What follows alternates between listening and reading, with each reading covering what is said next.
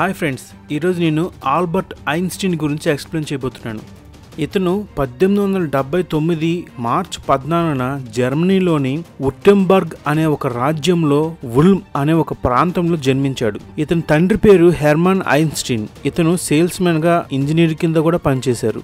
Einstein పుట్టిన తర్వాత ఆ ప్రాంతం నుంచి మునిచ్ అనే వేరే ప్రాంతానికి వీళ్ళ కుటుంబం అంతా వెళ్ళిపోయింది. అక్కడ ఐన్స్టీన్ యొక్క తండ్రి అతని యొక్క బంధువైన జాకబ్ కలిసి విద్యుత్ పరికరాలు తయారు చేసే ఒక చిన్న కంపెనీని పెట్టుకున్నారు.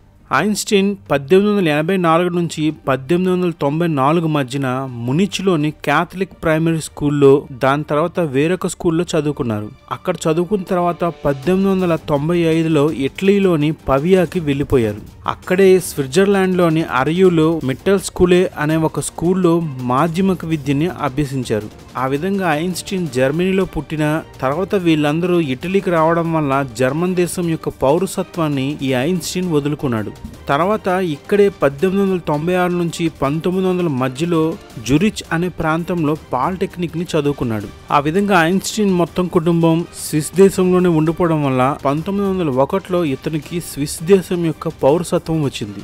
తర్వాత 1902లో ఇటలీలోని మిలాన్లో ఉంటుండగానే ఈ ఐన్స్టీన్ యొక్క తండ్రి అయిన హెర్మన్ ఐన్స్టీన్ చనిపోయారు.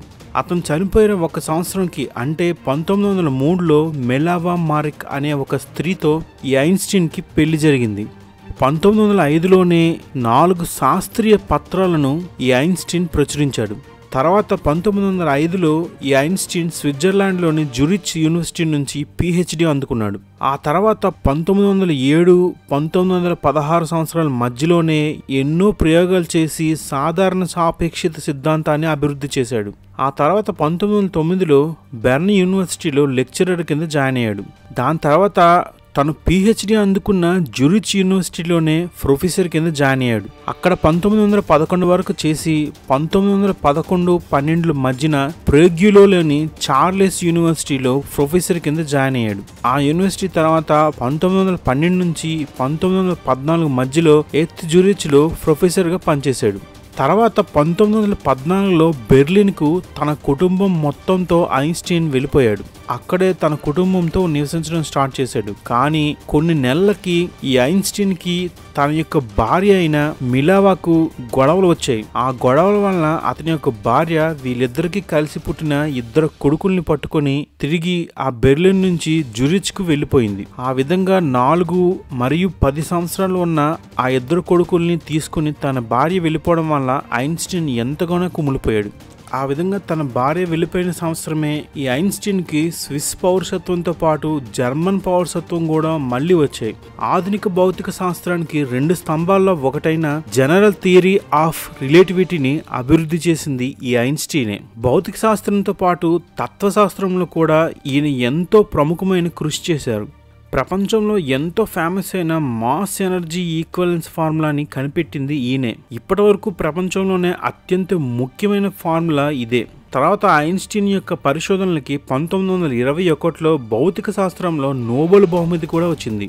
ఇతనికి నోబెల్ బహుమతి ముఖ్యంగా ఎందుకు వచ్చిందంటే క్వాంటం థియరీ పరిణామ క్రమానికి ముఖ్యమైన ఫోటో ఎలక్ట్రిక్ ఎఫెక్ట్ లాను కనిపెట్టినందుకు ఈ బహుమతి ఆయనకు వచ్చింది. ఆయన కెరీర్ మొదట్లో న్యూటన్ మెకానిక్స్ సాంప్రదాయ మెకానిక్స్ను పునరుద్ధరించలేవని భావించేవారు. దీనివల్లనే స్పెషల్ రిలేటివిటీని అభివృద్ధి చేయడానికి ఆ రోజుల్లోనే బాటలు పడ్డాయి. ఆ రోజుల్లోనే అంటే 1916లోనే సాధారణ సాపేక్షితపై పేపర్లు కూడా ప్రచురించారు. స్టాటిస్టికల్ మెకానిక్స్ క్వాంటం థియరీలోని సమస్యలపైన దృష్టి పెట్టారు ఐన్స్టీన్. పార్టికల్ థియరీ అణువుల చలనాలపైన ఎంతో ఎక్స్ప్లెనేషన్ కూడా ఇచ్చారు. ఆ రోజుల్లో ఈయన ఉష్ణ లక్షణాలపై ఎంతో పరిశోధన చేశారు. 1917లో సాధారణ సాపేక్షత సిద్ధాంతాన్ని భారీ స్థాయిలో విశ్వానికి అనువర్తింపజేశారు ఈ ఐన్స్టీన్. 1933లో జర్మనీ మొత్తం హిట్లర్ ఆధీనంలోకి రావడం వల్ల ఈ ఐన్స్టీన్ అక్కడి నుంచి అమెరికాకి వెళ్ళిపోయారు. తన వల్ల ఏదైనా మళ్ళీ ఫ్యూచర్లో అపాయం ఉంటుందని ఐన్స్టీన్ తిరిగి జర్మనీ వెళ్ళనే లేదు.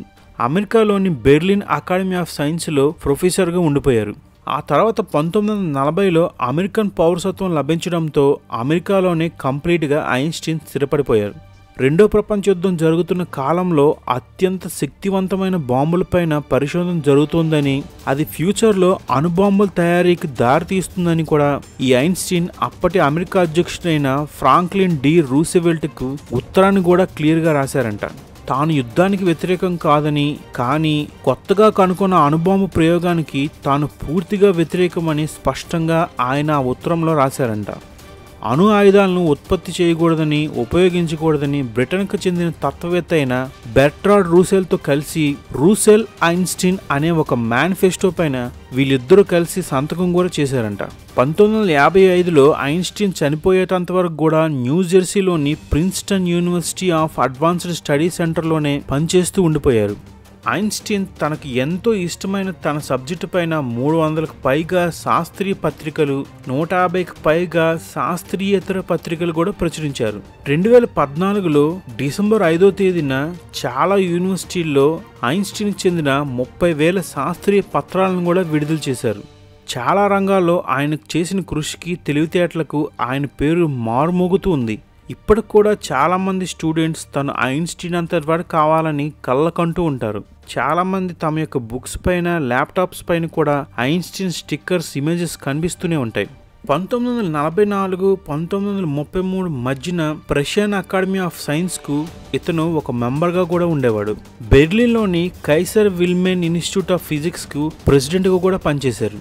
అలాగే 1916, 1918 మధ్యన జర్మన్ ఫిజికల్ సొసైటీకి ప్రెసిడెంట్గా కూడా పనిచేశారు. తన భార్య అయిన మిలావా మారిక్కు విడాకులు ఇచ్చిన తర్వాత 1919లో ఐన్స్టీన్ తన యొక్క కజిన్ అయిన లోవెంథాల్ను పెళ్లి చేసుకున్నారు.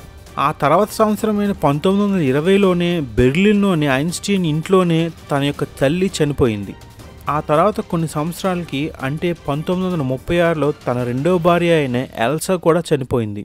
ఆ తర్వాత 1951లో ప్రిన్స్టౌన్లోని ఆయన ఇంట్లోనే తన యొక్క సోదరి అయిన మజా ఐన్స్టీన్ కూడా చనిపోయారు. ఈ విధంగా ఎన్నో సంఘటనలు జరిగిన తర్వాత 1955లో ప్రిన్స్టౌన్లోనే ఐన్స్టీన్ కూడా ఆఖరికి మరణించారు. ఈ వీడియో మీకు నచ్చినట్లయితే నా వీడియోని షేర్ చేయండి లేదా లైక్ చేయండి. రెగ్యులర్గా నా అప్డేట్స్, నా వీడియోస్ మీకు కావాలంటే మాత్రం నా ఛానల్ని తప్పకుండా సబ్స్క్రైబ్ చేసుకోండి.